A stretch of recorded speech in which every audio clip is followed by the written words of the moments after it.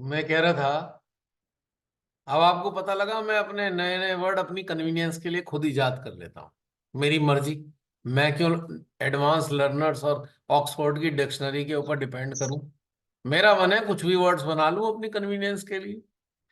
उन्होंने भी तो अपनी कन्वीनियंस के लिए वर्ड्स बनाए थे। भाई वर्ड्स तो उन्होंने भी बनाए हैं अपनी कन्वीनियंस के लिए। तो मैं भी बना रहा हूं, उसमें क्या दिक्कत है। कोई कहे भाई ये गलत है, ये तुम्हारे लिए गलत होगा, मेरे लिए तो ठीक है। जब वर्ड्स बनाए गए कोई भी हिंदी अंग्रेजी संस्कृत वॉटएवर, तो किसी ने तो कन्वीनियंस के लिए बनाए ना। वो कहाँ से आया उनके पास। इस ये चीज जो है, इस चीज को प्रकट करने के लिए ये वाला शब्द होना चाहिए। कहाँ से आया ये। एक इमोशन को प्रकट करने के लिए एक वर्ड आ गया। वो किसने क्रिएट किया। एक फीलिंग को जन एक फीलिंग को एक्सप्रेस करने के लिए एक वर्ड बना दिया। वो कहाँ से आया। जहां से उनके पास आया वहीं से मेरे पास भी आता है।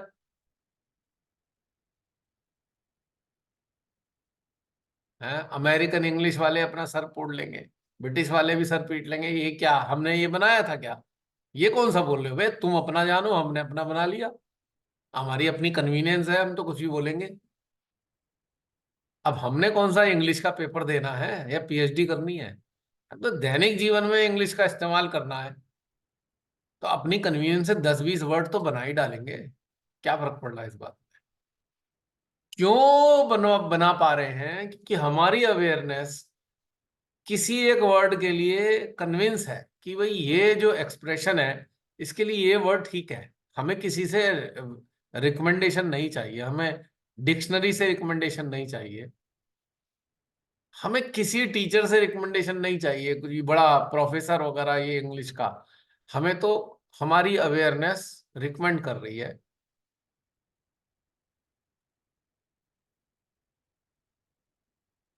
कि भाई ये वर्ड इसके लिए ठीक है अंग्रेजी का। नहीं, ये जो नो हाउ है, जो आपको अंदर से कन्विंस करता है कि यार ये वाला वर्ड डिक्शनरी में तो नहीं है, पर ये ठीक है हमारी एक्सप्रेस करने के लिए, कन्वे करने के लिए अपने मैसेज को।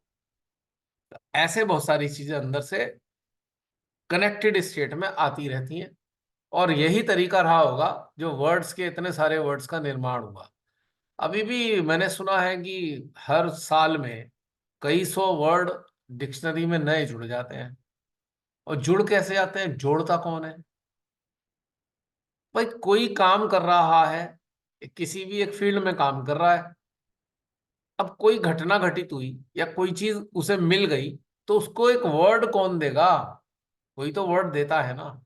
वो कोई डिक्शनरी या ऑक्सफोर्ड को, किसी ऑक्सफोर्ड की या एडवांस लर्नर्स की डिक्शनरी थोड़ी कंसल्ट करता है वो तो कहता है ये मैंने दे दिया, उसी के नाम से एक वर्ड तैयार हो जाता है।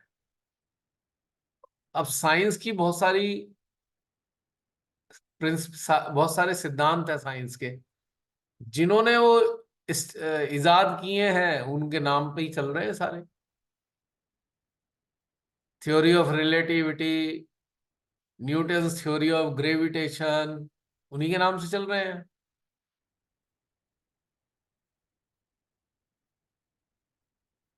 तो ये जो हमारे जीवन में एक कन्वीनियंस आ गई, एक कन्वीनियंस हमें मिल गई कि हम अपने जीवन की अपनी चीजें खुद से इजाद कर सकते हैं और खुद से उन्हें प्रयोग कर सकते हैं। हमें किसी से वैलिडेट कराने की जरूरत नहीं।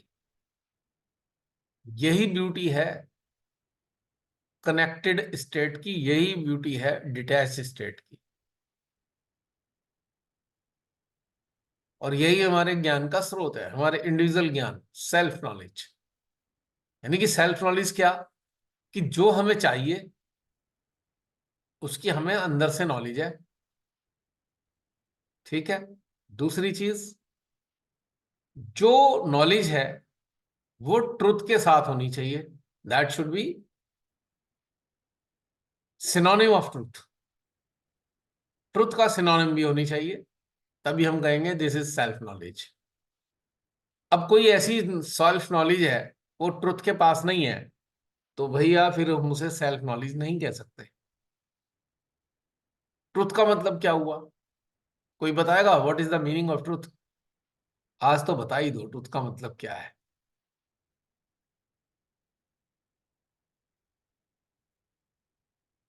कोई बताओ ट्रुथ का मायने क्या है, what is the definition of truth?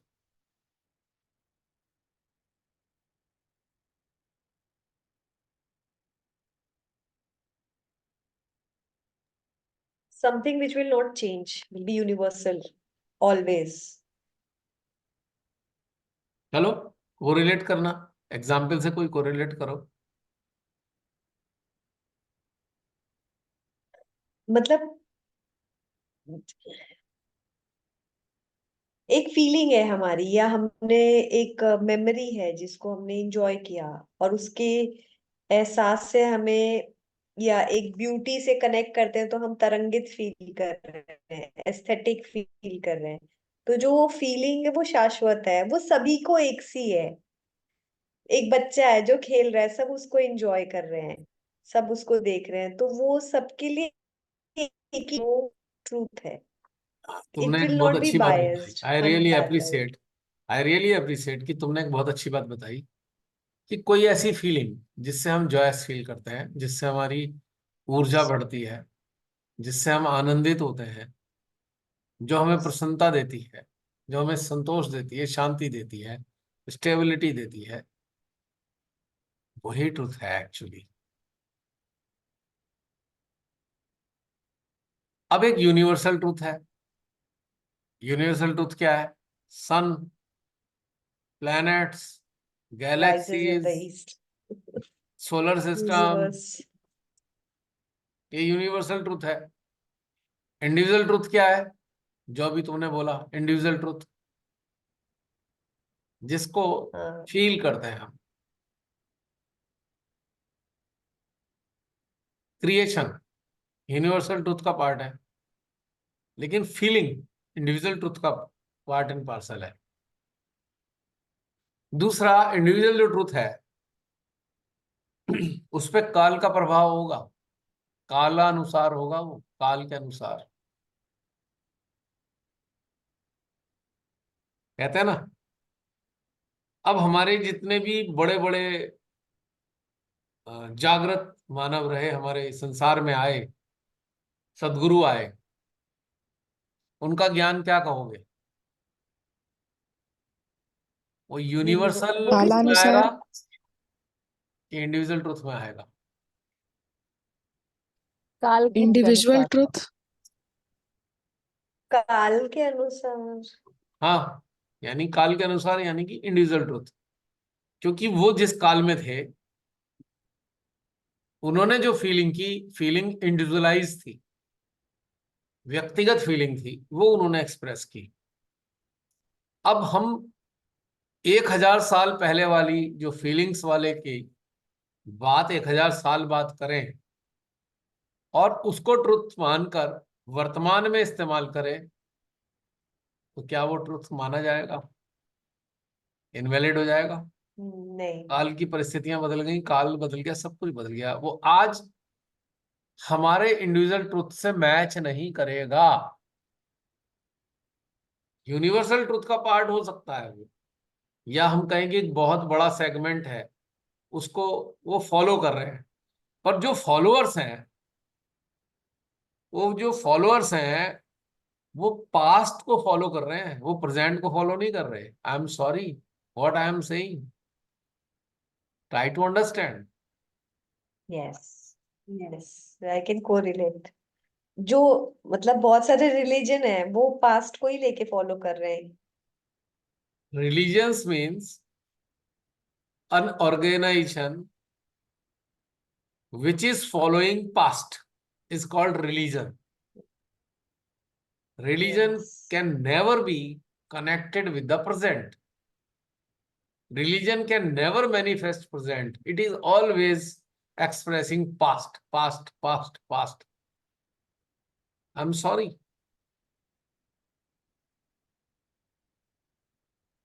Who is spiritual? The person who is following internal knowledge of present, internal knowledge of present, self knowledge के साथ चल रहा है, that person is spiritual. Who is religious? Who are following past, past की जो individual past की जो individualised self knowledge थी किसी की, we are following that, becomes एक रिलीजन, एक सेक्ट, एक path.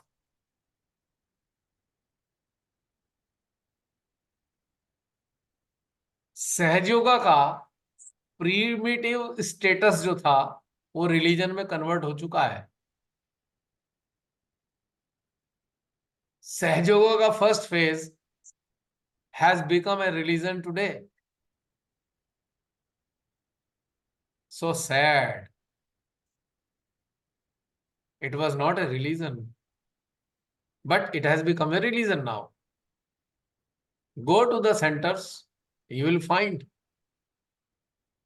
all have become religious because they are following. Nobody is exploring, or very few persons are exploring.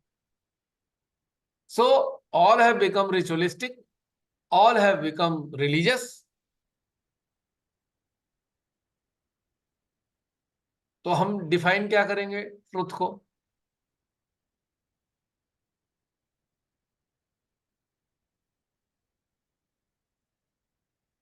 That's why religion is not a truth.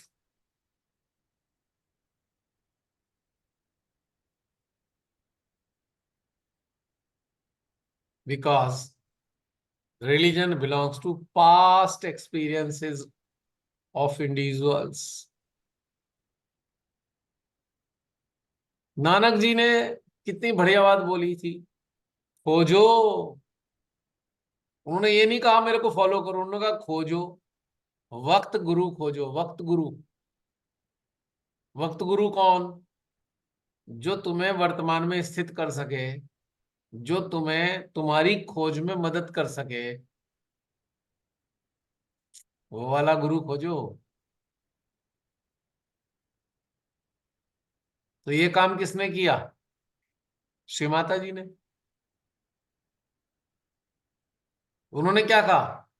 खोजो अंदर, अंदर enter करो अपने. उन्होंने यही कहा ना. नानक जी ने क्या कहा था? खोजो. जितने सदगुरु आके यही तो कह गए, अंदर खोजो. उन्होंने ये थोड़ी कहा था मुझे फॉलो करो. और we start following and make their words a religion. Now we are fighting. Thousands of religions are there. Fighting. All the time fighting. Following leads to fighting.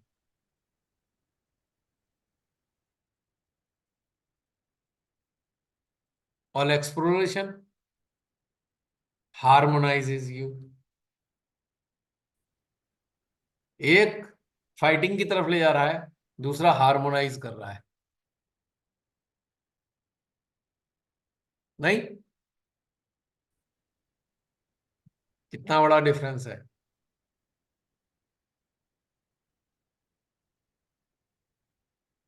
Exploration से कहीं अहंकार आ सकता है क्या?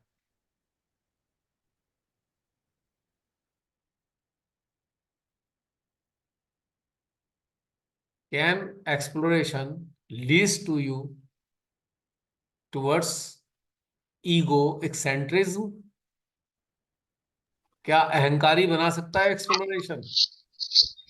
नहीं. क्यों? इसलिए कि जब हम एक्सप्लोर कर रहे होते हैं तो हम प्रेजेंट में होते हैं और कुछ ना कुछ अंदर अपने चल रहा होता है.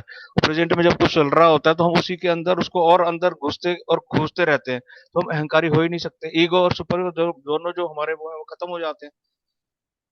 क्योंकि एक्सप्लोरेशन में हम जिस टेरिटरी में एंटर कर रहे हैं उसके बारे में हम कुछ भी नहीं जानते। जिस चीज के बारे में जानते हैं उसी से ही अहंकार आ सकता है। Whatever we acknowledge, only then we become ego eccentric. जब हम जानते ही नहीं तो ईगो कहां से आएगी? लेकिन रिलीजन में when we become religious, religion में हम सब कुछ बना लेते हैं, और जो बना लेते हैं उसे जान रहे होते हैं, तो ईगो आ जाती है। जितने भी, आई am sorry, most of the people who are religious are severely egocentric, severely egocentric।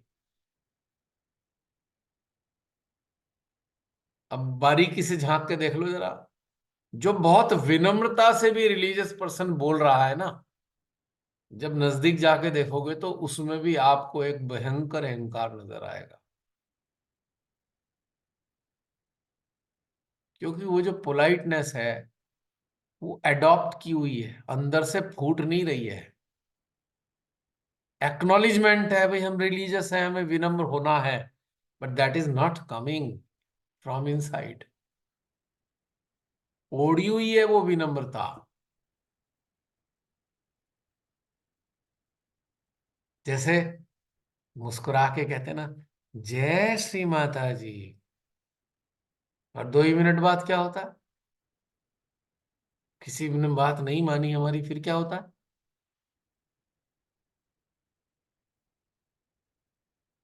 कहाँ गई वो विनम्रता? कई बार लगता है अरे विनम्रता कहाँ है? बड़ी विनम्रता से जय श्री माता जी बोला था, 1 2 मिनट बाद अचानक इवेपोरेट कहाँ हो गई विनम्रता? जैसे हवा का तेज झोंका आता है और हमारा ढका हुआ शॉल उड़ जाता है, तो अंदर से जो पहन रखा होता है वो उघड़ जाता है।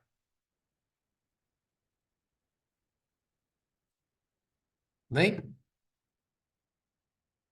ऐसे ही उघड़ जाते हैं, क्योंकि हम विनम्र हैं नहीं। हमने ओढ़ रखी है विनम्रता। नहीं नहीं नहीं यार, हम तो सहजयोगी हैं। सहजयोगी विनम्र होने चाहिए। ओढ़ ली माँ की बातें सुन सुन के, पर वो तत्क्षण में हवा हो गई विनम्रता। जरा सा एक बार चीज विपरीत हुई, तुरंत विनम्रता गायब एकदम। कर्कशता और हार्शनेस में कन्वर्ट हो गई विनम्रता। वो जस्टिफाइड है, नहीं नहीं नहीं, उसने हमें गुस्सा कर दिया। अरे ठीक है, गुस्सा कर दिया तो ठीक है। आप ये विनम्र होने की क्या जरूरत है आपको इतना? बाहर से, अंदर से विनम्रता आ रही है तो ठीक है। बाहर से विनम्र होने का क्या पॉइंट है? आप जैसे हो वैसे ही रहो, उसमें क्या दिक्कत है? बन के दिखाने की क्या जरूरत है कि हम बहुत विनम्र हैं? आप अपनी अवेयरनेस में रहो, आपकी अवेयरनेस विनम्र हो या हार्श हो, कोई बात नहीं, वैसे ही रहो। लेकिन वो हवा का झोंका आएगा। हवा का झोंका क्या है?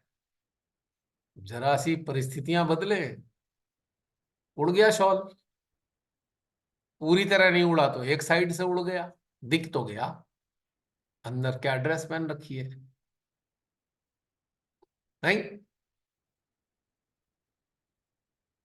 शॉल के उड़ते ही पता लगता है 2 सींग निकले हुए हैं। शॉल ने ढक रखे थे,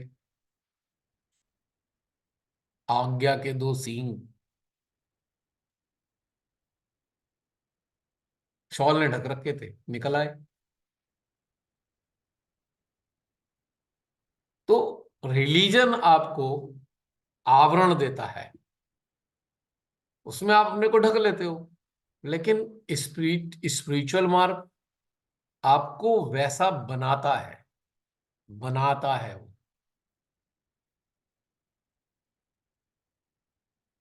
आपको ओढ़ने की जरूरत नहीं कुछ भी ऐसा, आप बन ही जाओगे वैसे ही।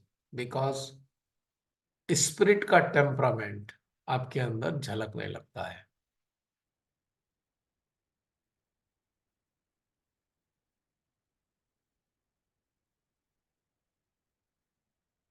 अब एक बात सोचो,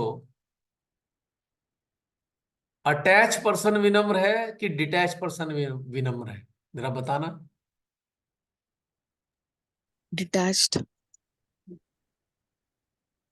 डिटैच पर्सन आपके हिसाब से विनम्र होगा, जी भैया। क्यों? कोई एक्सपेक्टेशन नहीं है ना भैया उसकी। तो वो क्यों कोई विनम्र होगा? इमोशंस नहीं कोई है। गर्ज तो है नहीं उसके पीछे।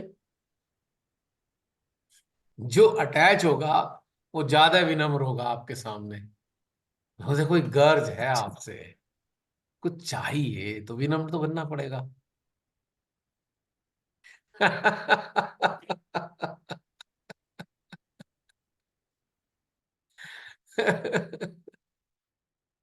संसारिक जीवन का उदाहरण दे दूं? संसारिक जीवन में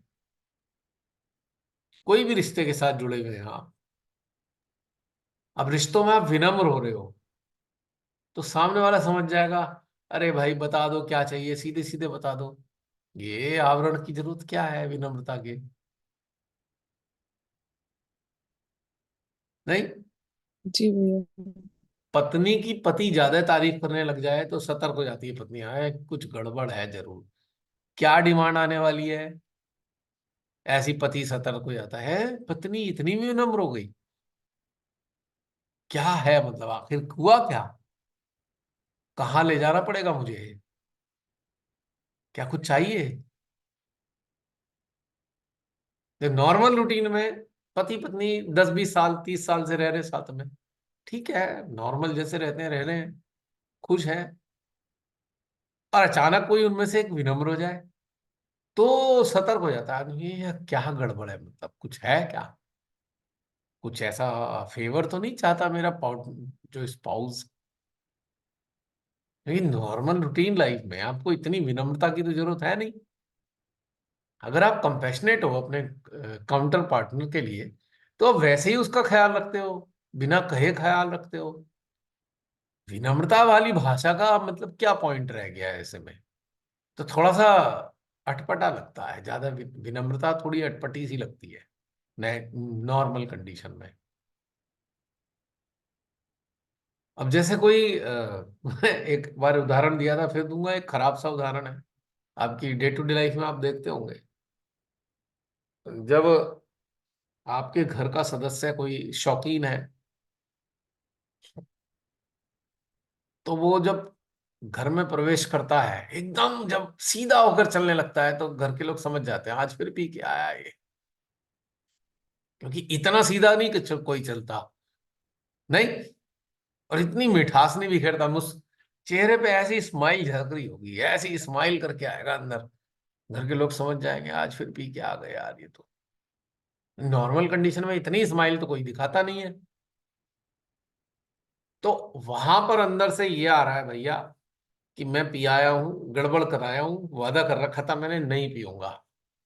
और ये पति पत्नी का मैटर नहीं है, कोई भी रिश्ता हो, बेटा भी हो सकता है, पिता भी हो सकता है, बच्चों के सामने जब पिता आता है, पापा ने तो प्रॉमिस कर रखा था अब नहीं पियेंगे बेटा, अब पिया है, तो फिर वो मुस्कुराहट आएगी, घुस दरवाजा खोलते ही मुस्कुराहट की एक फ्रेग्रेंस चेहरे से झलक रही होती है, साथ में कुछ हाथ में कुछ फल फ्रूट खाने पीने का बढ़िया सा डब्बा उब्बा भी होगा, बेटा मैं आज तेरे लिए ये लाया हूं। बेटे को समझ में आ गया, बेटे के चेहरे के एक्सप्रेशन चेंज, पापा वादा किया था ना, आज फिर, ओ बेटा वो मेरे फ्रेंड्स मिल गए थे, मतलब क्या हुआ फ्रेंड्स का, तो वो सारा मामला विनम्रता का, विनम्रता देखो कितनी बढ़िया लग रही है। कोई दूसरा बाहर से बैठा हुआ कह रहे यार ये तो कितना अच्छा इंसान है, इतने प्यार से बात कर रहा है। अब जो रूटीन वाले जो हैं घर के लोग तो कह रहे हैं भाई क्या वो तो ओढ़ के लाया है आज, अपना वो ढकने के लिए विनम्रता ही ओढ़नी पड़ेगी ना। और सुबह तक जब ठीक ठाक होके बाहर आएंगे तो भाई मुंह लटका होगा ऐसे, ओ, बड़ी गड़बड़ हो गई यार, अब नहीं करूंगा, सॉरी बेटा सॉरी, आई एम सॉरी, पक्का कान पकड़ के प्रॉमिस, अब नहीं करूंगा। तो विनम्रता का यहाँ एक आवरण ले रहे हैं हम। तो रिलीजन इज ऑल्सो ए आवरण, ऑल्सो आवरण, कि हम धार्मिक हैं, तो रिलीजियस होने की क्या जरूरत है, धार्मिक हो तो अंदर के धर्म में हो, तो रिलीजियस बाहर से अपनाने की जरूरत नहीं, क्योंकि हर रिलीजन ने इंसान को इंसान बनाने का प्रयास किया। बायोलॉजिकली इंसान बनाए गए, पर इंसान जैसा बिहेवियर नहीं, तो इसलिए रिलीजन आए। रिलीजन क्या कर रहे हैं, इंसान को इंसान बनाने का प्रयास कर रहे हैं। पर अज्ञानता किस बात की है कि रिलीजन से तो इंसान नहीं बन सकता। जब तक स्रोत से नहीं जुड़ेगा तब तक इंसान नहीं बन सकता इंसान। और स्रोत से जुड़ने के लिए स्पिरिचुअल होना पड़ेगा। इसलिए जो 50-50 साल, 70-70 साल या बचपन से लेकर एंड तक रिलीजियस हैं, वो गड़बड़ होते हैं, परेशान हो जाते हैं, जी नहीं पाते। बाद में छटपटाते हुए रह जाते हैं कि कोई कुछ मिला ही नहीं हमें तो जीवन में, हमने तो इतने दिन ये किया। अब कई बार फोन आते हैं, हम 25 साल से सहज में है, हमने ये भी किया, वो भी किया, वो भी किया, वो भी किया, पर संतुष्टि नहीं मिल रही है, चैन नहीं मिल रहा, क्योंकि हमने जो किया आउट ऑफ रिलीजन किया। We have made this beautiful path a religion. Exploration करना था, रिचुअलिस्टिक बन गए। अब परेशानी परेशानी परेशानी परेशानी, है ना ये दिक्कत। तो जब आप स्पिरिचुअल होते हो, आप मुक्त होते हो, अब किसी आवरण की जरूरत नहीं। कभी आप प्रेममयी होते हो, कभी आप सख्त होते हो। प्रेममयी हो, किसी का उत्साह बढ़ाना है। आप सख्त हो, किसी को और रिफाइंड करने में मदद करनी है, रिफाइंड हो जाए, जिससे उल्टा पलटे काम करके अपना समय व्यर्थ ना करे। वहां शक्ति भी है, कर्कशता भी है। उल्टे काम किए तो कर्कश हो।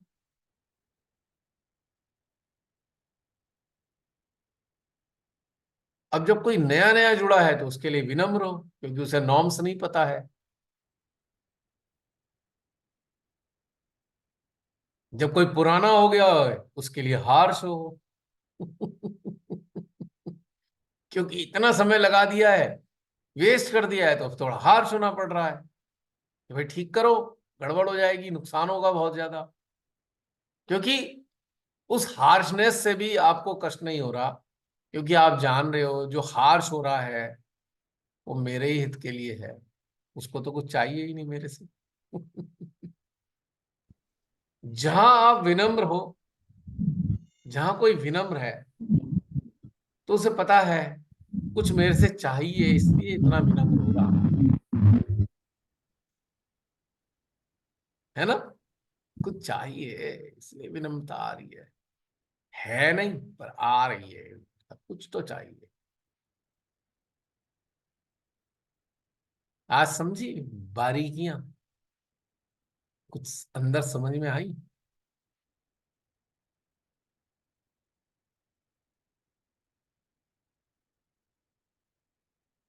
चिंतन का विषय है ये।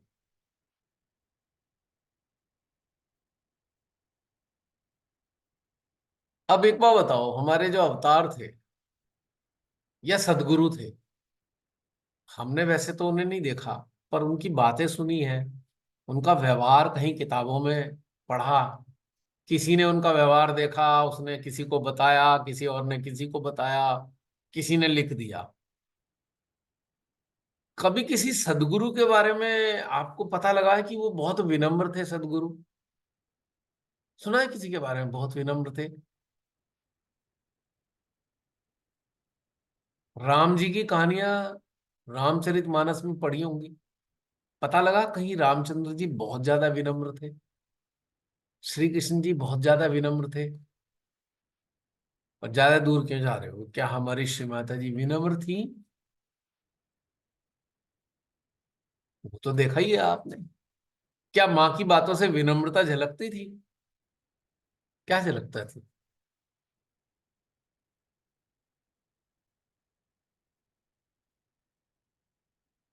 माँ की बातों से प्रेम झलकता है,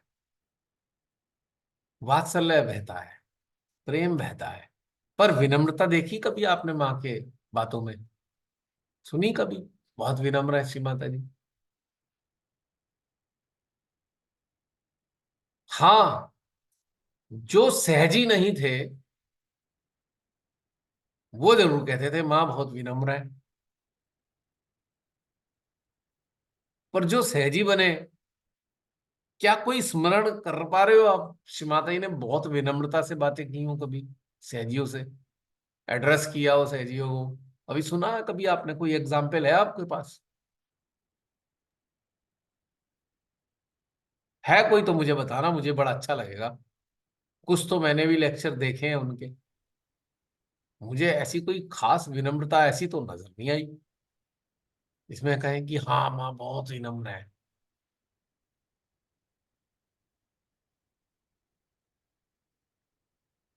लेकिन सर सीपी के मुंह से जरूर सुना था, जब श्री माता जी का कार्यकाल पूरा हुआ, निर्मल धाम में 28 फरवरी 2011 के दिन सर सीपी बोल रहे थे।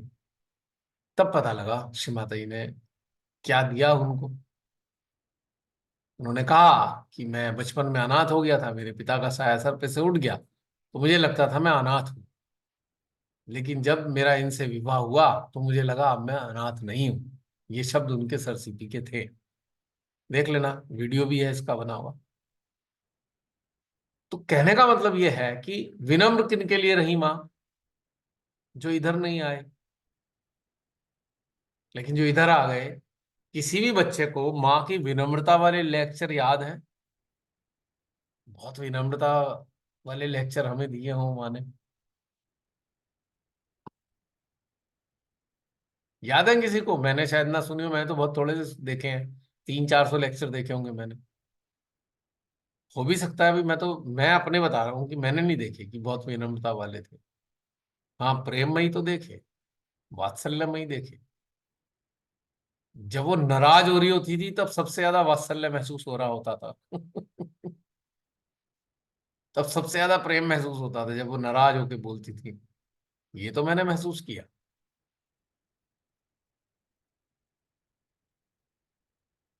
लेकिन मैं कहूँ विनम्र, शब्दों में विनम्रता, वो मुझे समझ नहीं आई। तो यानी कि शाश्वत सत्य जो होता है क्या विनम्र होता है?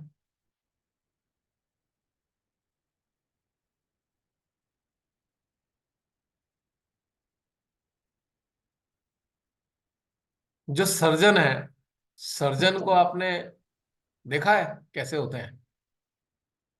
सुमेधा बहन तो उनके बीच में ही रहती हैं और खुद भी सर्जन है।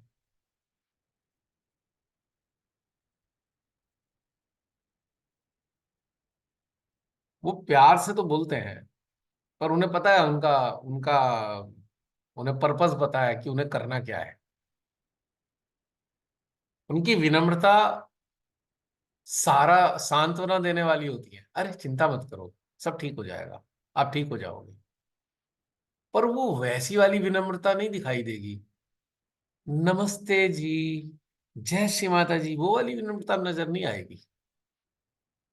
क्योंकि वो सत्य जानते हैं कि जो आपका रोग है उसका मतलब क्या है, उस रोग का उन्हें पता है। पेशेंट को भले ही ना पता हो, पर डॉक्टर को पता है इसका मतलब क्या है।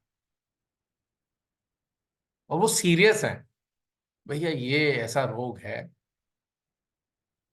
ठीक तो करना पड़ेगा, कुछ भी करना पड़े, इसको राहत देनी है, इसको पेशेंट को आराम मिल जाए। अब सर्जरी विनम्रता से तो नहीं हो सकती कि भैया धीरे धीरे काटेंगे,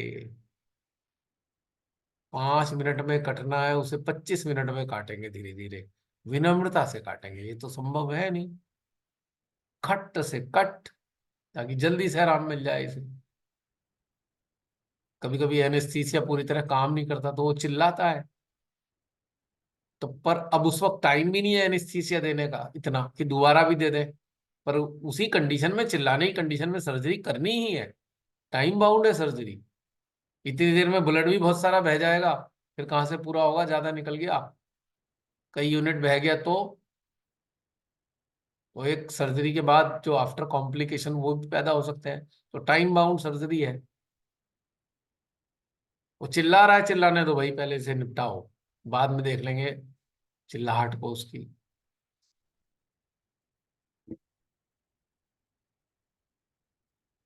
क्योंकि मेरे एक डॉक्टर साहब थे, हमारे फैमिली डॉक्टर, उन्होंने मेरा एक ऐसी सर्जरी कर दी थी, तो मैंने उनसे कहा मुझे इंजेक्शन तो दे दो।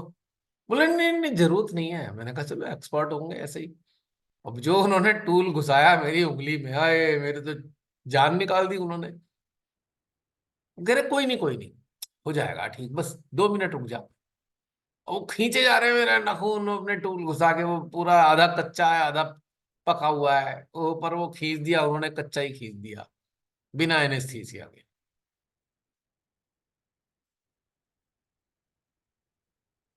तो तब तो मुझे ऐसा महसूस होता है यार ये तो कसाई है बिल्कुल, इन्हें कोई चिंता नहीं है इतना दर्द हो रहा है, पर कसाई बनना पड़ता है भाई।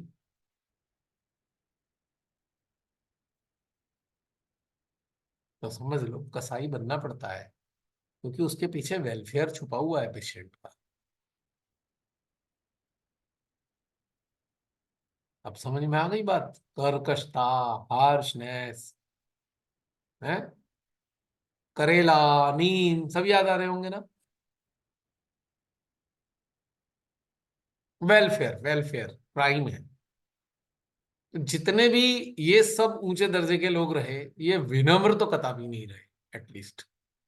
वो वाले विनम्र नहीं जो सोसाइटी में फेमस है, हृदय से तो विनम्र थे तभी वो वैसे थे। बस सोसाइटी वाले दिखाने वाले विनम्र नहीं थे कभी भी ये।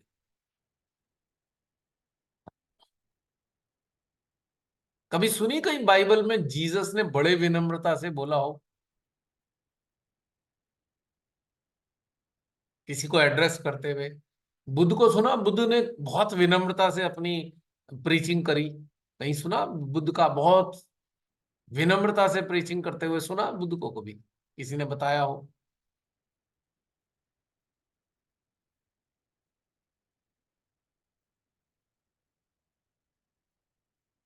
स्पिरिचुअल होना आपको सत्य के साथ एकाकार करता है। सत्य हितैषी होता है। अब मुझे हंसी आ रही है, मैं जो बोलने जा रहा हूं, जब सत्य हितैषी है तो आपके इमोशन तो तोड़ेगा ही तोड़ेगा, 100 बार तोड़ेगा।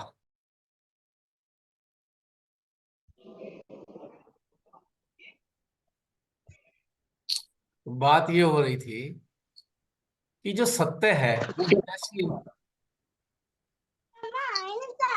सत्य आपकी मदद कर रहा है इवॉल्व होने में। सत्य आपको।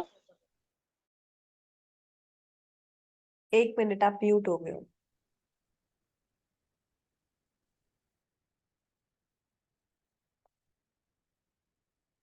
हम्म। तो मैं कह रहा हूं सत्य आपकी मदद कर रहा है आपकी जान छुड़ाने में। सत्य आपकी मदद कर रहा है युगों युगों से जमी हुई काई जो आपकी अंतर चेतना में जमी है उसको छुड़ाने में मदद कर रहा है।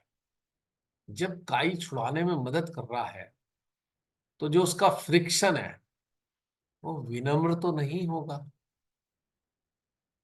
हार्शी होगा। तभी काई छूटेगी, तभी इल्यूशन दूर होंगे। हाँ, आम व्यवहार में विनम्रता ठीक है, वो that is not a big issue. यानी कि जो आपके संपर्क में रेगुलर नहीं है, रेगुलरली आपके संपर्क में नहीं है, उनसे विनम्रता ठीक है। पर जब आपके साथ ही जो जुड़े हुए हैं, तो आपके भीतर सबके हित के प्रति जागरूकता है, आप हितैषी हो सभी के। और आप देख रहे हो बहुत सारे लोग कहीं कहीं चिपके हुए हैं, तो चिपक जब हटेगी तो कष्ट तो होगा बहुत। और चिपक जब हटती है तो विनम्रता से तो नहीं हटती, विनम्रता से तो और बढ़ जाती है। अब छोटा बच्चा है 2-3 साल का, 4 साल का, 5 साल का, वो देख रहे हो कि वो गड्ढे में गिर सकता है। एक बार कह दिया बेटा उधर मत जाना गिर जाओगे, दो बार कह दिया, तीसरी बार उठा के दूसरी जगह रख दिया, चौथी बार में फिर वो कूदने को तैयार है। तो प्राची बता सकती है फिर क्या करती है फिर। है प्राची, क्या करते हो फिर? डांट देती हूँ। प्यार से डांटती हो, विनम्रता से डांटती हो? आवाज नहीं आ रही? मैं कहा विनम्रता से डांटती हो?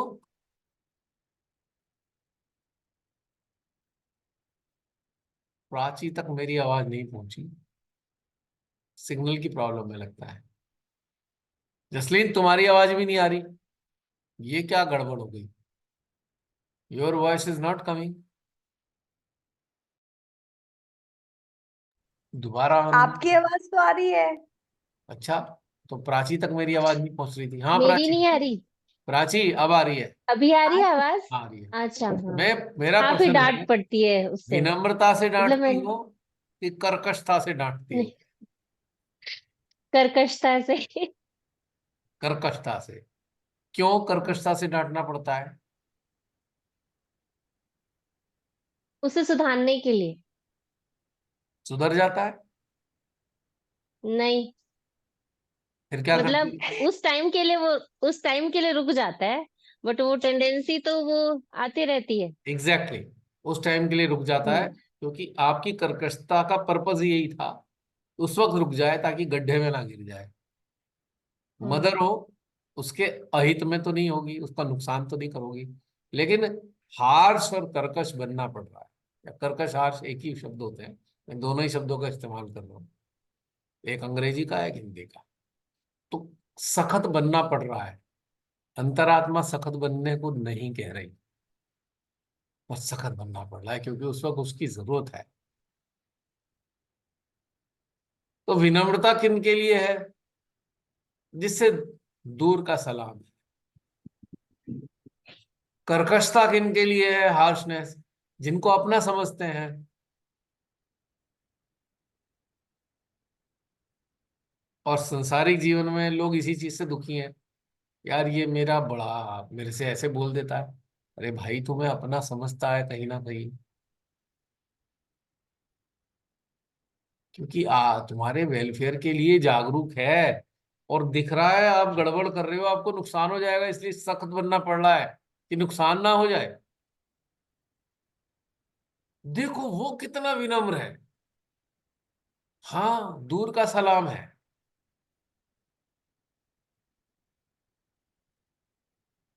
मतलब कोई नहीं है, हाँ भाई ठीक है, अपने अपनी जिंदगी जियो, बाय टाटा, बहुत अच्छा, बाय सी यू अगेन, प्यार से ही बोलेंगे। पर जिनके साथ कनेक्टेड हैं, जिनके हित के लिए चिंतित हैं, जब वो गड़बड़ करेंगे तो विनम्रता से सुनेंगे क्या? वो सुनेंगे नहीं, टेक इट ग्रांटेड लेंगे आपकी विनम्रता को। चलो, उसे कोई फर्क नहीं पड़ रहा कि उसकी बात को कोई टेक इट ग्रांटेड ले, he is, that person is least bothered, but that person is seriously concern about your welfare. Reason ये है एक्चुअली। तो जो आर्टिफिशियलिटी है या कहें कि विनम्रता है, उसका संबंध डिस्टेंस से है। डिस्टेंस वैसा डिस्टेंस नहीं, हम कहते हैं कि सोल लेवल पे डिस्टेंस है। हम कनेक्टिविटी के लेवल पे हम डिस्टेंस पर है। वो एक अलग डायमेंशन में है, हम अलग डायमेंशन में है, तो विनम्रता है। Jasleen, try to understand my point. कोई अलग डायमेंशन में है, हम अलग डायमेंशन में है, तो वहां विनम्रता की जरूरत है। अगर सेम डायमेंशन में है तो लव, कंपैशन एंड हार्शनेस की भी जरूरत है। तीनों चीज चाहिए।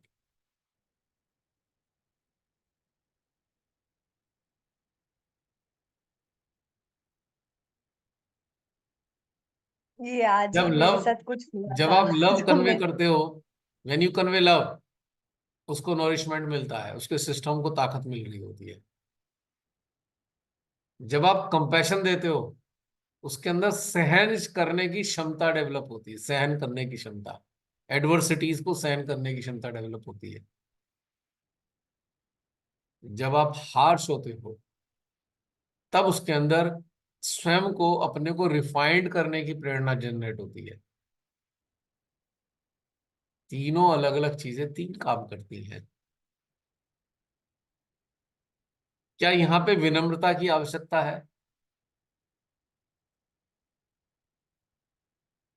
जब लवी दे दिया, अपने अंदर से बहता हुआ प्रेम दे दिया, तो विनम्रता तो उसमें ऑलरेडी है, उसकी पीएच वैल्यू परफेक्ट है।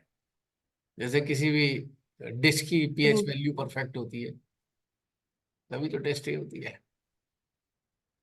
तो जब लव जा रहा है उसके अंदर, उसको विनम्रता की नीड ही नहीं है ना, उसका रिक्वायरमेंट भी नहीं है विनम्रता की उसको, तो उसे तो इसमें ही मजा आ रहा है। कंपैशन जब मिल रहा है तो उसे पता लग रहा है, भैया ये बहुत सीरियसली मेरे फायदे के लिए या मेरे ग्रोथ के लिए बहुत कंसर्न है। Compassion mother, love father, compassion mother, और हार्शनेस केयर।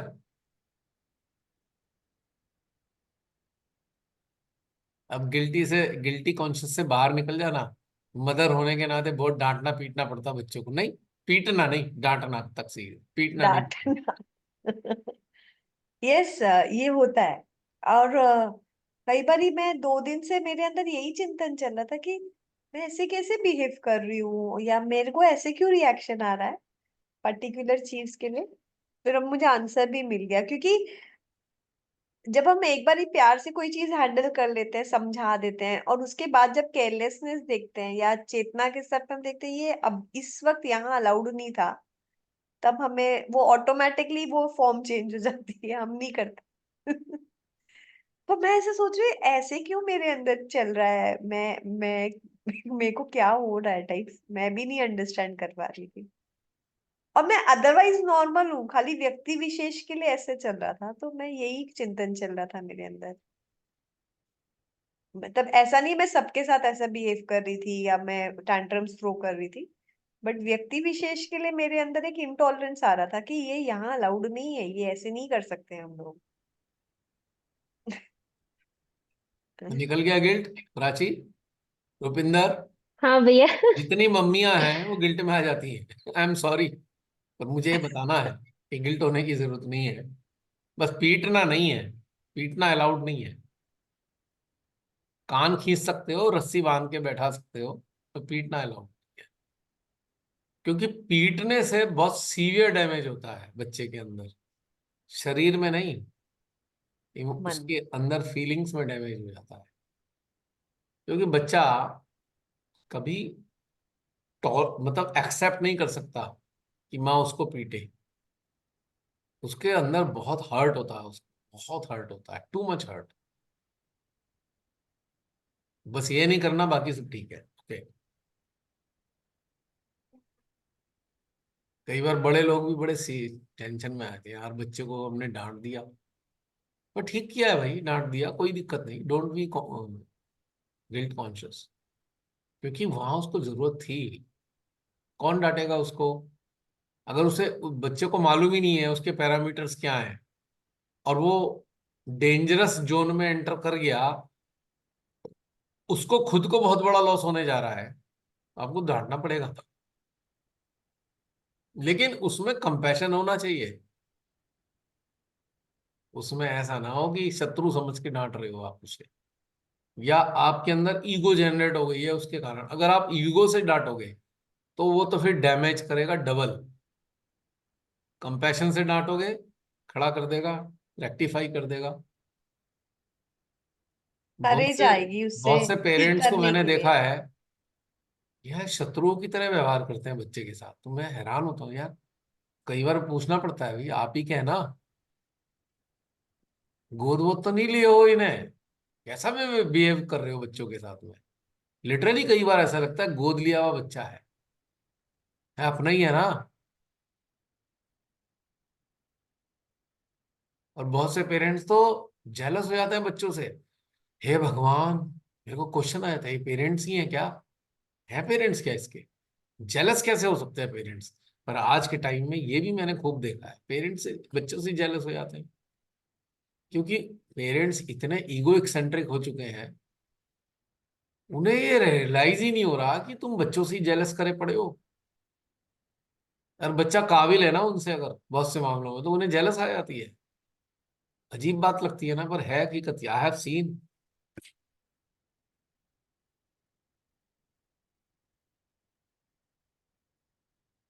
ये बहुत सारी चीजें थी।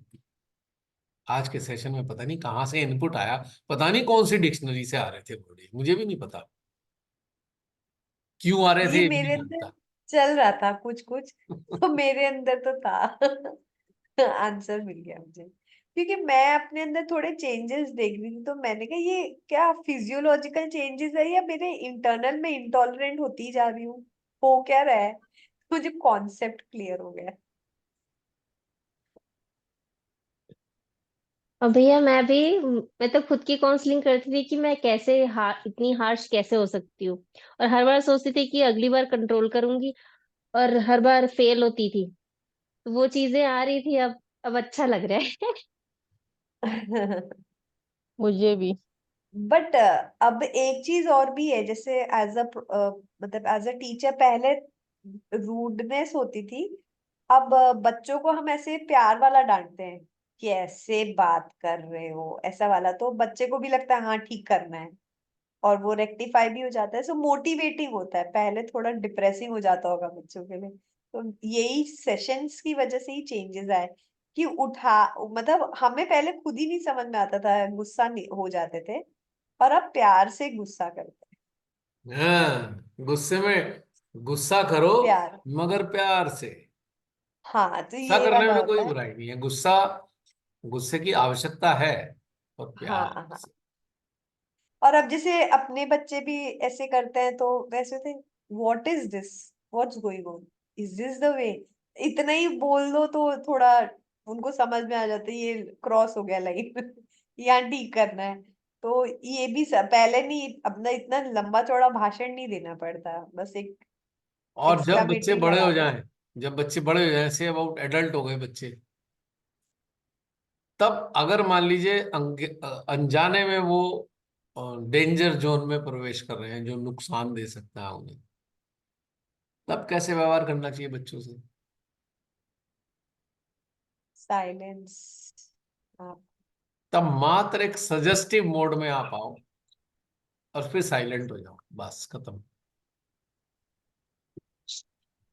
सजेस्टिव मोड की, ठीक है बेटा देख लेना जरा, ऐसा भी हो सकता है, बाकी छोड़ दो, बस खत्म। यहाँ साइलेंस काम करेगा। बच्चे को लगेगा अच्छा जरूर कोई बात होगी, कहीं प्रॉब्लम हो सकती है, इसलिए पेरेंट्स ने मेरे से ऐसा कह दिया है। शांत भाव में बिल्कुल, क्योंकि एडल्ट हैं वो। अब उनके टाइम है ऐसा, उन्हें बहुत सारे एक्सपेरिमेंट करने हैं। They learn out of experiment, they learn out of experience. वो सुनकर नहीं जानना, सुनकर नहीं ज्ञानी होंगे आपके ज्ञान से, वो अपना कर कर ही उन्हें ज्ञान आने वाला है। तो आपका जो एक जो अप्रोच होना चाहिए, वो एक प्रोटेक्टर का होना चाहिए। कैसे? हाँ कोई नहीं, कर लो, हम संभाल लेंगे, जाओ कर लो एक्सपीरियंस जो करना है। ये उन्हें बहुत बड़ी ताकत देता है। उन्हें पता है कि यार कोई दुनिया में हो ना हो, पर मेरे पेरेंट्स तो हैं मेरे साथ में, और एक्सपेरिमेंट तो उन्हें करने ही करने हैं। एक्सपेरिमेंट से मेरा मतलब है अनुभव तो लेना ही है जीवन का। बिना जीवन के अनुभव के तो उन्हें कुछ ज्ञान आना नहीं। तो उनके पास एक विश्वास होना चाहिए, ठीक है हम जो भी एक्सपीरियंस करने जा रहे हैं, पेरेंट्स है ना, संभाल लेंगे, निकाल लेंगे, कहीं से भी गड्ढे में से भी निकाल लेंगे। It enough. बस उन्हें यही चाहिए, एक लाइफ लाइन है उनके पास में, जो कहीं से भी निकाले जा सकते हैं, किसी भी दलदल से बाहर निकाला जा सकता है। ये चीज उनको बहुत ताकत देती है। एडल्ट बच्चों के साथ में ये बिहेवियर होना चाहिए। पेरेंट्स उल्टा काम करते हैं, हर चीज में ऑब्स्टेकल बन जाते हैं। नहीं नहीं, ये नहीं करोगे तुम। अरे यार, अपना याद कर लो, खुद को ज्ञान कहाँ से मिला था, कैसे मिला था खुद का ज्ञान? करके ही मिला था ना।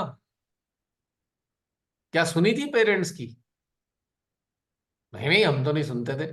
तो भैया ये कैसे सुन लेंगे फिर? उन्हें करने दो, बस केयर के साथ में उन्हें पूरा सहारा दो कि निकाल लेंगे, जाओ जाओ, हम निकाल लेंगे कहीं से भी तुम्हें। बस यही तो चाहिए उनको। फिर क्या होगा? जब उन्हें कहीं शंका होगी, तब आपसे डिस्कस जरूर करेंगे। अगर आपने बैन लगा दिया, तो वो 100% करेंगे जो करना चाहते हैं, पर आपको नहीं बताएंगे। करे बगैर तो नहीं रहने वाले, ऐसा तो असंभव है।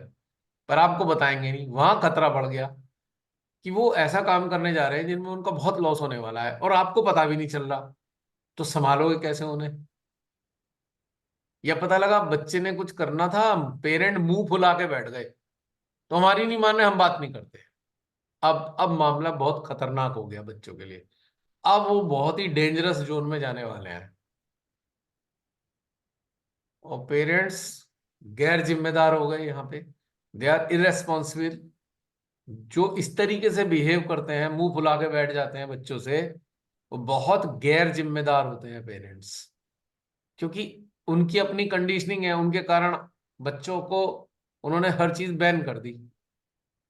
और बच्चे ना करें तो अपना मुंह फुला के बैठ गए, गंदा सा मुंह बना के बैठ गए, बात करनी छोड़ दी।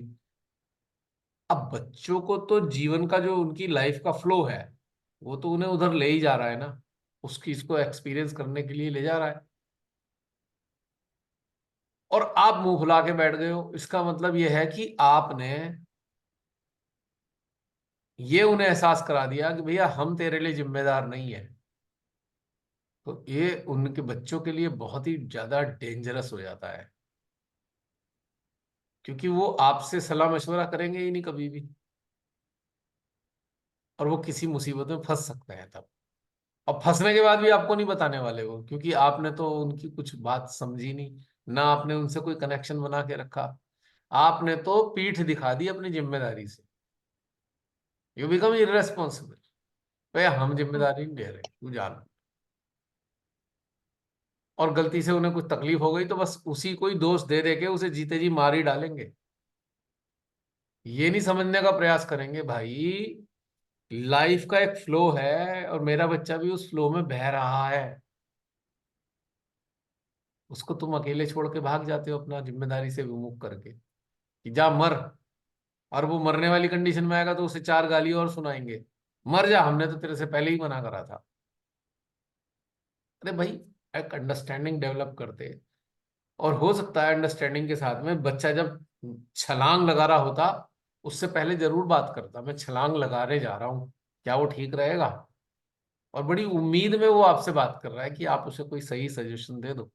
पर आप तो मुंह फुला के बैठे हो, तो हो गया ना नुकसान। फिर भी बेचारा बच्चा दोषी है, आपने तो दोषी पहले ही डिक्लेयर कर दिया। और फिर आगे तक दोषी ही डिक्लेयर करके रखे हो, आपने धारणा ही बना ली भैया ये तो हमेशा दोषी ही रहेगा। और वास्तव में दोषी हो उस बच्चे के आप खुद, क्योंकि आप में वो कैपेबिलिटी नहीं थी बच्चे को हैंडल करने की। दोषी बच्चे को बना दिया, पर हकीकत में पेरेंट्स दोषी हैं। वो अपनी जिम्मेदारी को समझ नहीं रहे। वो बड़े जो एडल्ट बच्चा है उसको समझ नहीं पा रहे, ना उसको कुछ समझा पा रहे। तो उन्होंने कहा सबसे बढ़िया स्टेप ले लिया, हम नहीं जिम्मेदार भाई, तू कुछ भी कर ले। कैसे नहीं जिम्मेदार होंगे? हाँ, जब तक कि वो वाला बच्चा टेररिस्ट बनने ना जा रहा हो। अगर वो टेररिस्ट बनने जा रहा है तो जिम्मेदारी मत लो, वो तो क्रिमिनल हो गया ना। लेकिन आम जीवन में माँ बाप ऐसी नौटंकबाजी करते हैं ना, आई एम सॉरी जो शब्द मैं इस्तेमाल कर रहा हूँ,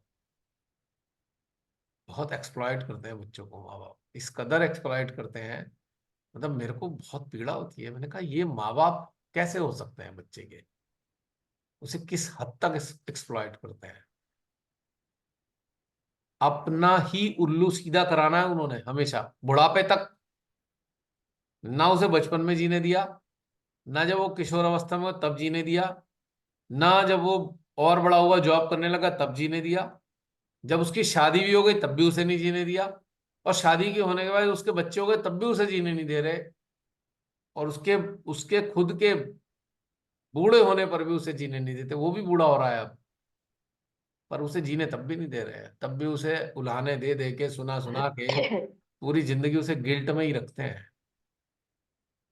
और उसे हमेशा डिक्लेयर कर देते हैं। तो ये भी मैंने हाल देखा, सीवियर एक्सप्लॉयटेशन। किस लिए? इमोशन से। इमोशन वो हथियार है, और अगर बच्चा थोड़ा इमोशन का मारा है तो भैया उसकी तो लाइफ जीरो। बच्चा जागरूक है, इमोशनल नहीं है, तो कोई दिक्कत नहीं है, बच्चे की लाइफ डिस्ट्रॉय पेरेंट्स कर देते हैं अगर बच्चा भी इमोशनल हो तो। इमोशनल की तलवार से उसे इतना घायल करते रहेंगे, हर बार घायल करेंगे, बार बार घायल करेंगे। ये भी सत्य कड़वा है, इसीलिए सत्य हार्श होता है, विनम्र नहीं होता सत्य।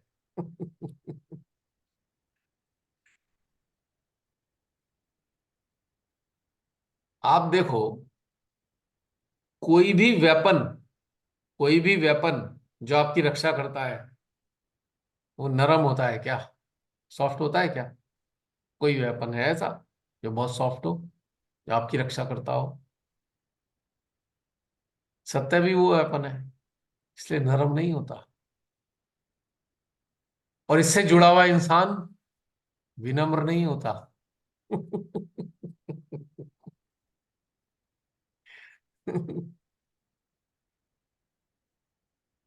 फिर रिपीट करूंगा, विनम्रता डिस्टेंस शो करती है, लव कंपैशन एंड हार्शनेस ये केयर शो करती है, नजदीकी शो करती है, क्लोजनेस। इसलिए मम्मियां सख्त हो जाती हैं बच्चों के साथ में, जेन्यून मम्मियां हैं, पापा है, सब थोड़े से सख्त, but full of love and compassion. उन्हें पता है माँ बाप ठीक कर रहे हैं, मैं बहुत शैतानी कर रहा हूं, इसलिए मेरे साथ सख्ती करिए। कन्विंस है बच्चे, कोई दिक्कत नहीं, बच्चों को कोई दिक्कत नहीं है माँ बाप की, क्योंकि उन्हें कंपैशन लव महसूस होता है।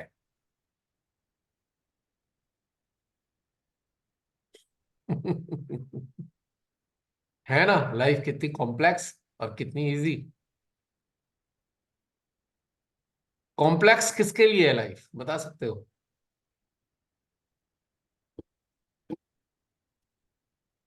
जो अपनी चलाना चाहते हैं ना वही कॉम्प्लेक्स कर देते हैं। अपनी कौन चलाना चाहता है? माइंड जो ओरिएंटेड है, क्लियर कट बात है। वो यही सोचते रहते हैं सामने वाले के लिए क्या करना है जो चले हमारे हिसाब से, मैनिपुलेशन से। हार्ट लिबर्टी देता है, माइंड कंट्रोल करता है। हाँ, और आज मुस्कान ने भी जो एक फेसबुक पे स्टिकर शेयर किया है, यही पोस्ट है। माइंड ओरिएंटेड काबू करेगा और हार्ट ओरिएंटेड, उसका जिस्ट यही है, आपको फ्रीडम और इंडिपेंडेंस दिखा। मैंने देखा था अभी। देखो, अच्छी बात है, ये चीज डेवलप हो रही है। हाँ, तो सेम आज कुछ का है निचोड़ इसमें। क्या था अभी तक का?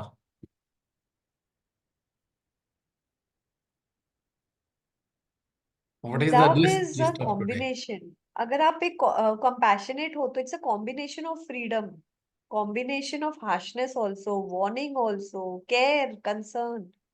It's combination of many things. खाली लव एक वो कंफर्ट जोन नहीं है आपका। जिसे और वो जो विनम्रता वाला लव होता है ना, वो बेसिकली लव ही नहीं होता। वो फेक भी कह सकते हैं, that's fake, we are pretending. वो that is not love, that is emotion. Attachment मोह है, वो अटैचमेंट होता है यस, कुछ ना कुछ दैट इज इमोशन, एक्सपेक्टेशन पे। अटैचमेंट से आ रहा है वो। अब जैसे एक मम्मी ने काम कराना बच्चे से, मम्मी ने बच्चे से काम कराना है, बेटा क्या कर रहा है, जरा आएगा? आया मम्मा? काम कराना है भाई। पता है बच्चा बिजी है किसी काम में, फिर भी कोई काम कराना है तो बहुत मेलोडियस वॉइस बन जाएगी, एकदम प्यार वाली।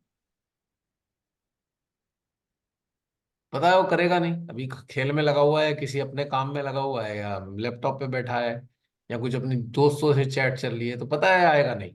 वो जो मेलोडियस साउंड जाएगी तो लगेगा यार इतने प्यार से बोली मम्मी, चल कर देता हूँ मैं। और वही बच्चों को कहोगे बेटा जरा इधर आइयो, जरा काम है, अभी मैं बहुत बिजी हूँ। अंतर देखा, डिफरेंस। ये बहुत बारीकियां हैं। अब हमारी ऋषि माता जी ने क्या करा, बेटा इतनी पावर तुम्हारे पास आ जाएंगी, कहा लालच आ गया, पावर आएंगी। हर बाद में बिल्कुल पेंच टाइट कर दिए। देखा है स्क्रू कैसे टाइट करती थी ऋषि माता जी।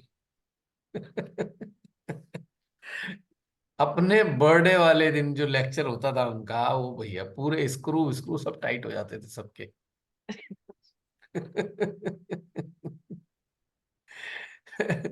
क्योंकि उन्हें पता है ये नुकसान कर लेंगे इतनी मुश्किल से, कई जन्मों बाद इन्हें एक अवसर मिला है और ये वेस्ट करे जा रहे हैं, तो बहुत टाइट कर देती ऋषि माता, एकदम स्क्रू टाइट। पूरी डांट पड़ती हर बर्थडे पूजा पे, खुली डांट पड़ती थी सबको लाइन से।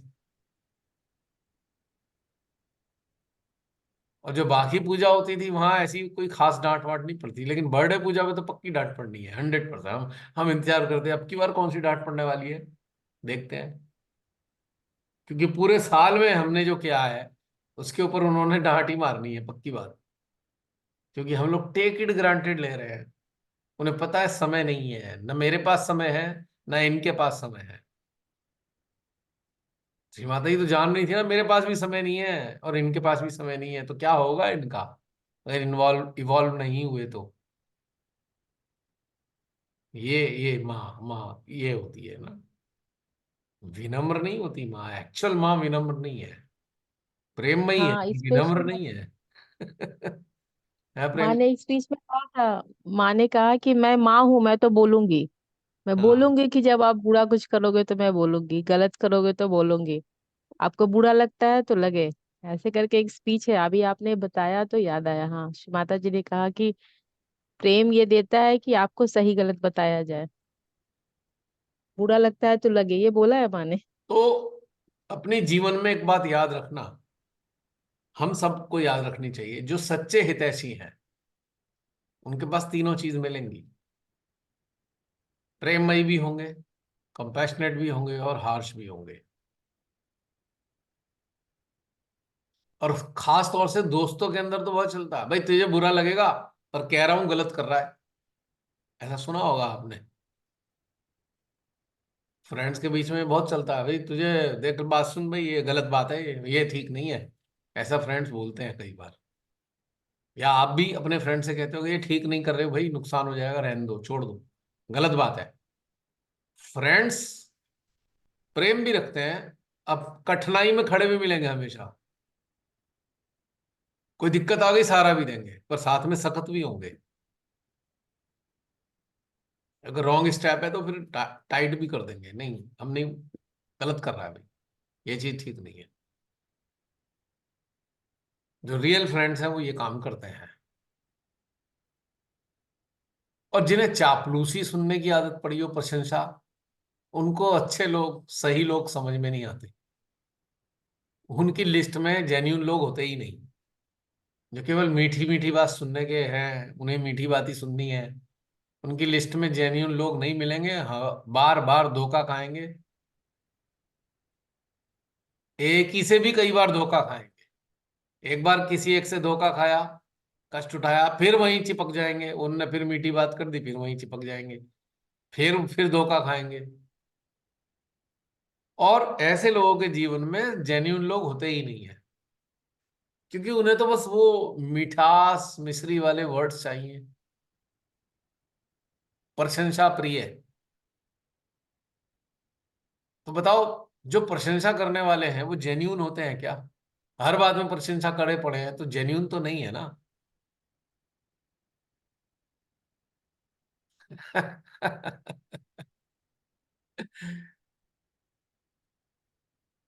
चलो आज का तो बहुत सारा पुराण हो गया। मानव पुराण चल रहा था ये, एक शिव पुराण है, एक विष्णु पुराण है। हमारा तो मानव पुराण चलता है। नहीं, मानव पुराण के कुछ चैप्टर खुल जाते हैं। कहीं पढ़ा है किसी ने मानव पुराण? किसी ने लिखा है मानव पुराण? कहीं पढ़ा हो, मुझे तो पता नहीं ज्यादा। मैंने कहा क्या पता हो मानव पुराण भी लिख दिया हो किसी ने। एक कमाल की बात है, पीछे वाले लोगों की भी कमाल है। खुद मानव थे, खुद मानव थे, पर देवताओं पे पुराण लिख दिए। आश्चर्य नहीं होता? अब मानव पुराण ही लिख देते, आने वाली पीढ़ी को तो फायदा हो जाता कम से कम। अब देवी देवता देखे नहीं मानव ने, विष्णु पुराण, शिव पुराण, भगवती पुराण लिख मारा। क्या बेनिफिट हो रहा है उसका? मानव पुराण लिखते तो कितना लाभ होता भाई। चलो, तो उन्होंने नहीं लिखा तो अब लिखा जा रहा है, यूट्यूब पे मिलेगा।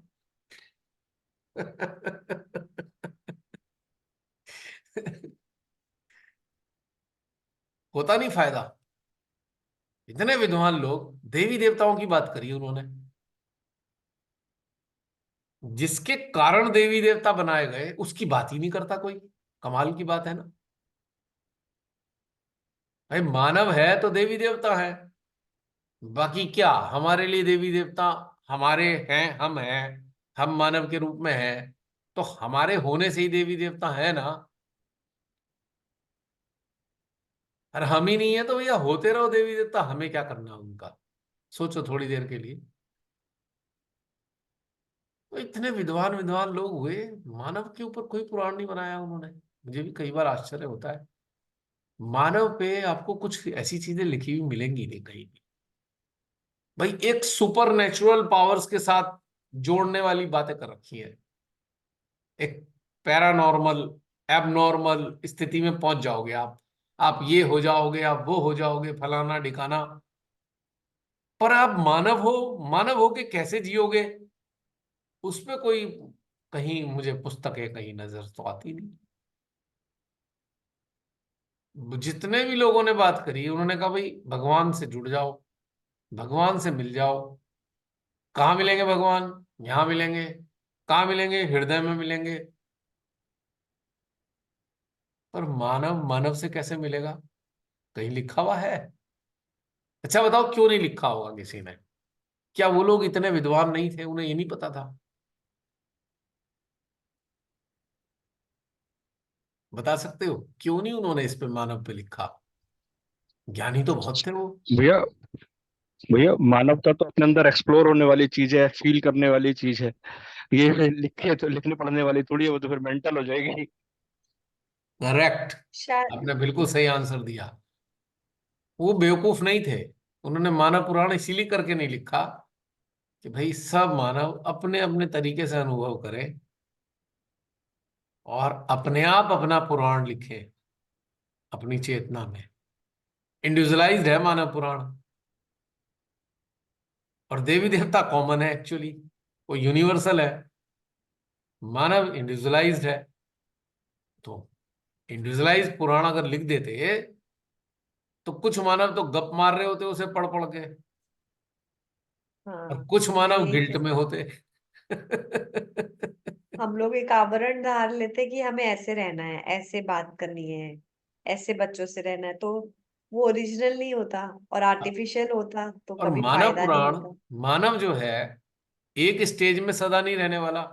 उसकी चेतना का स्तर बदलता रहेगा, बार बार बार बार बदलेगा, तो उसका पुराण ही बदल जाएगा। पर देवी देवताओं का पुराण नहीं बदल सकता, वो तो वैसे ही रहने हैं, शाश्वत है। उन्हें तो एक सेट कर दिया, सेट थ्योरी के अंतर्गत बनाया गया है कि ये काम तुम्हारे हैं, फिक्स है उनके काम। पर मानव का कोई काम फिक्स नहीं। मानव का काम उसकी चेतना के ऊपर निर्भर करता है, जैसी उसकी चेतना वैसा उसका कार्य है, और वैसे उसके परिणाम, प्रतिफल। मानव पे कर्म का सिद्धांत लागू होता है, देवी देवताओं पे कोई कर्म का सिद्धांत लागू नहीं होता। है ना इंटरेस्टिंग बात? देवी देवताओं पे कोई कर्म का सिद्धांत नहीं है, क्योंकि उन्हें जैसा बनाया गया है वो ताजिंदगी वही काम करते हैं, वो अल्टर नहीं करते अपने काम, वो मैनिपुलेट नहीं कर सकते, वो चेंज नहीं कर सकते अपने काम। जो जिसके लिए बनाए गए वो वही काम करते हैं देवी देवता। लेकिन मानव एक ऐसा शख्सियत है जो हर चीज अल्टर कर सकता है, अपने हिसाब से उसका निर्माण कर सकता है। गॉड हैज मेड ह्यूमन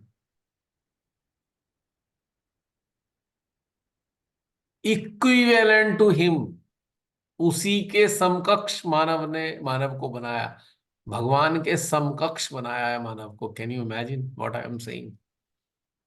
जैसे क्रिएटर अपने हिसाब से अपनी क्रिएशन को बदल सकता है, एक प्रकार से मानव को भी क्रिएटर ही बनाया है उसने।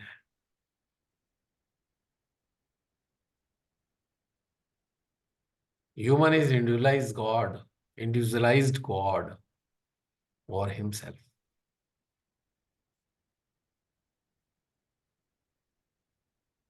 हर मानव भगवान है खुद का। न जाने क्यों मानव भगवान को ढूंढता है, आश्चर्य है।